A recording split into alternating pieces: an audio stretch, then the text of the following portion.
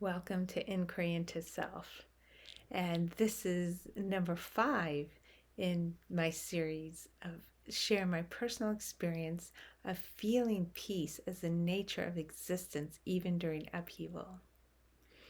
So I heard this story of somebody who had a near-death experience, and on the other side, they discovered that this man who was an alcoholic living on the streets, homeless, was actually a very wise soul who had purposefully committed to having that kind of a life in order to teach his sisters, who were, what the world would call very successful, accomplished people, to teach them compassion.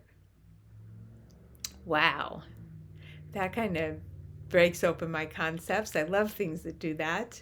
Shows me that my box of thinking is too small. So here was a situation where what looked like on the surface was the exact opposite to what was true. I really don't know to what extent people go to give someone else a lesson. Will a soul go so far as to create ruckus and havoc in the world in order to give other people the opportunity to learn something? I mean, you can be a bad leader in order to teach other people to quit relying on leaders and lead themselves. In fact, I've seen that happen many times.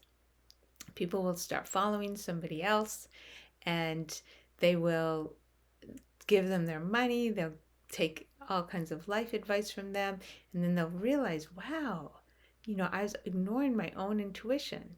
And they'll stop and pull back, and they become a lot more competent in their lives because they actually own their lives in a way they never had before. And so who knows what's going on in the world's play, the world stage, or who knows what's going on. You can't say anything with an absolute because we don't know all the ins and outs of everyone's lives. But what I can say is when I look at people who seem to be misusing their leadership and abusing power in a way that seems destructive to peace, it is always a lesson to me.